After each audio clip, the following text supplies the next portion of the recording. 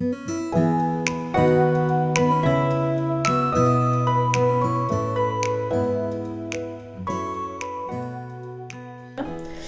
mincir de manière durable aujourd'hui en 2025? Bienvenue sur ma chaîne Mincir Éthique. Je suis Aziza Najib, coach naturopathe, hypnopraticienne et éducatrice en autonomie émotionnelle.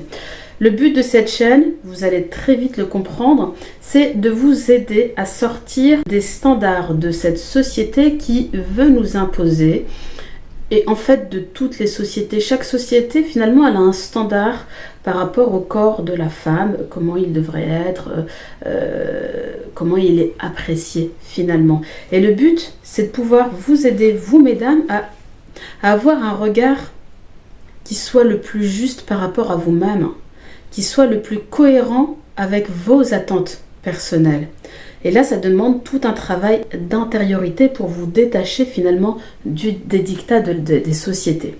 Sachant que d'une société à une autre, entre les sociétés où la femme d'un point de vue filiforme est plus mise en avant par rapport à d'autres sociétés où la femme un peu plus en rondeur est elle mise en avant, ça peut créer une forme de schizophrénie, surtout quand on est associé à ces deux cultures-là. En exemple, je vous prends ça en exemple. Le but en tout cas de cette chaîne, c'est de pouvoir vous être juste vous-même avec votre corps et avec vos standards à vous, tout en ayant aussi une forme de responsabilité, parce que le body positif, c'est bien pour vous aider à vous assumer, mais il faut aussi être conscient qu'un corps obèse, c'est aussi un corps qui est un facteur aggravant d'un point de vue de votre santé. On ne peut pas se permettre non plus de négliger ce paramètre-là. Et le but de cette chaîne, c'est santé et bien-être. Comment mincir aujourd'hui de manière durable en 2025? On ne peut plus parler de minceur sans prendre en compte vos émotions. C'est plus possible. Je vois encore beaucoup trop de femmes qui pensent d'un point de vue régime. Elles ont encore beaucoup une mentalité portée vers les régimes.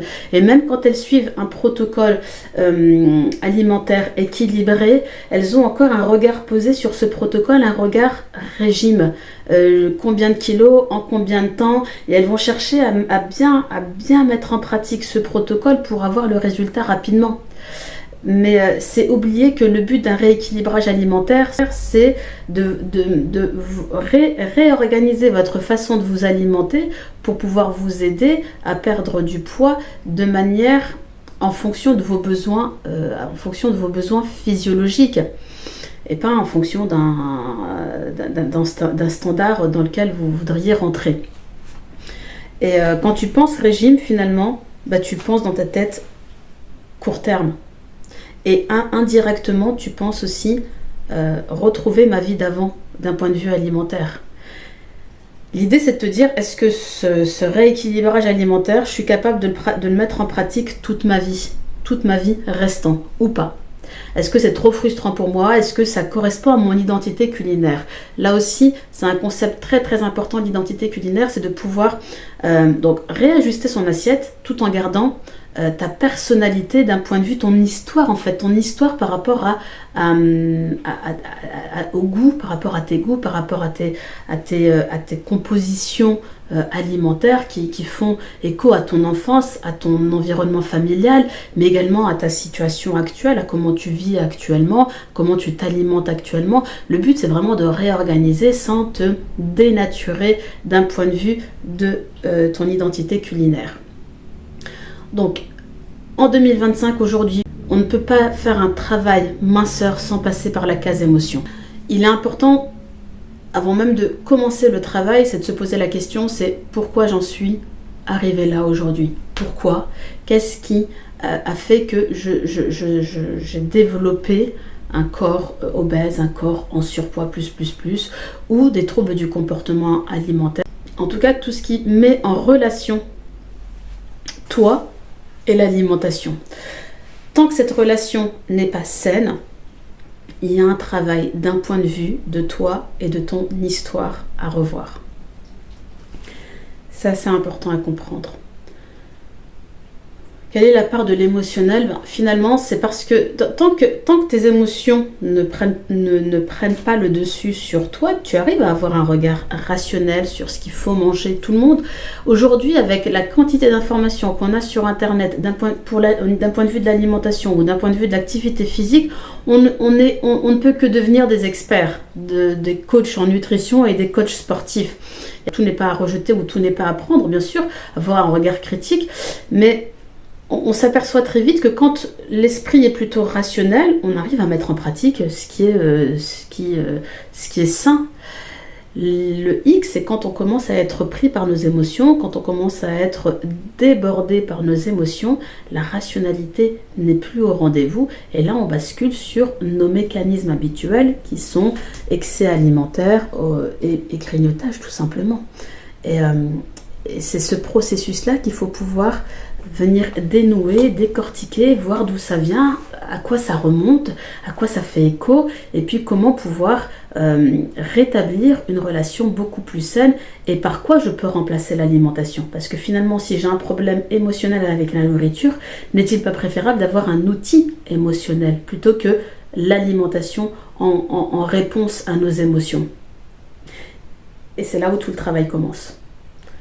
Apprendre un outil, avoir plutôt une boîte à outils avec différentes techniques pour gérer ses émotions. Plus on aura une boîte à outils vaste d'un point de vue de la gestion des émotions, et plus on va pouvoir utiliser celle qui nous convient au moment où ça nous parle, avoir cette diversité qui nous permet aussi de rentrer dans quelque chose qui soit beaucoup plus adapté en fonction de l'humeur, en fonction du jour, en fonction de là où on se trouve aussi. On peut gérer ses émotions en public avec certains outils et utiliser d'autres outils en privé beaucoup plus complexes où on peut faire un travail plus en profondeur. L'idée vraiment ici, c'est d'être, ce que moi je dis, être autonome d'un point de vue de ses émotions. Plus vous serez autonome à vous prendre en main d'un point de vue émotionnel, et plus vous allez pouvoir prendre de la hauteur avec votre relation à la nourriture et venir travailler sur ce qui a créé cette relation de dépendance à l'alimentation. Chez certaines personnes, c'est même de l'obsession. Ça, c'est un premier travail, toute la notion liée à l'émotion. Comprendre pourquoi et puis comment je peux gérer mes émotions.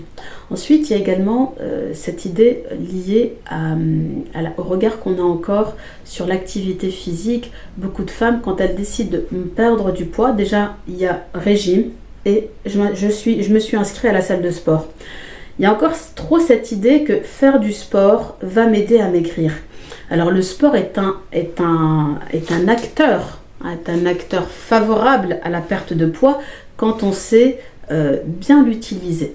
D'accord ? Souvent les femmes vont vouloir faire du cardio et elles vont négliger le renforcement musculaire. C'est la combinaison des deux qui est important. Mais pour comprendre ça, il faut aussi comprendre que faire du sport, c'est avant tout faire du bien à son corps. C'est au-delà même de faire du bien à son corps, c'est un droit qu'a votre corps sur vous. Le corps est fait pour être en mouvement. C'est la sédentarité qui crée la maladie. Ok ?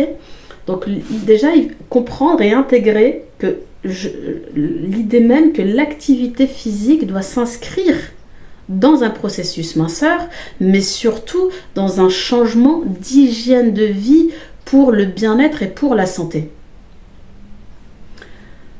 Autre élément à prendre en compte qui est ultra important, c'est cette idée de vouloir un résultat rapide. Tout de suite, les femmes sont très porteuses sur quel régime va me permettre de perdre du poids rapidement et combien de kilos je peux perdre en un minimum de temps.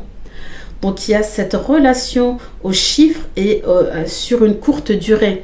Alors ça se comprend, c'est un effort physique de perdre énormément de kilos en un minimum de temps. Ça va te demander beaucoup d'énergie, un grand focus et ça va te demander de monopoliser toute ta motivation. Et c'est là où le bas blesse parce que le but c'est justement de ne pas miser sur la motivation mais de miser sur la discipline et la persévérance. C'est là que tout le travail du mindset intervient.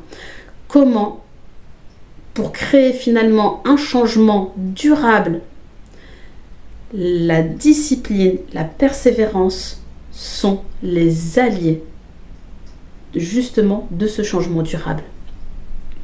Contrairement à la motivation qui, elle, est plus l'amie, la fidèle amie du régime et du résultat rapide. Vous observez bien, souvent les femmes, quand elles décident de perdre du poids, donc voilà, elles montent sur la balance, le chiffre s'affiche, prise de conscience, grosse claque, bam bam bam, je m'inscris à la salle de sport, je fais un régime et tout ça.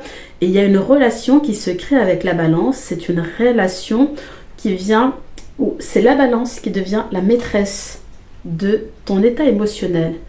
Tu montes dessus, elle affiche le poids que tu souhaites et tu es de bonne humeur toute la journée, et voire même tu viens amplifier ta stratégie minceur qui était mise en place, donc encore plus de frustration, plus de restrictions. Ouais, mon objectif c'est encore descendre encore plus bas. Et puis par malheur, si la balance affiche un plus 500 grammes, là c'est le drame. Là tu peux même commencer à envisager de tout arrêter. À quoi bon, ça sert à rien, ça fait une semaine que je suis en diète, j'ai pris 500 grammes, etc., sans prendre en compte que peut-être que ton corps était en rétention d'eau, peut-être que ton corps était dans une phase de syndrome prémenstruel, peut-être que juste t'es constipé. Il y a tellement d'éléments qui font que le chiffre de la balance pour moi est un indicateur approximatif du poids que tu fais, mais tu dois pas jouer ta vie à chaque fois que tu montes sur la balance. Et ça c'est l'effet lié à cette notion de régime, de résultat rapide et de combien de kilos en combien de temps.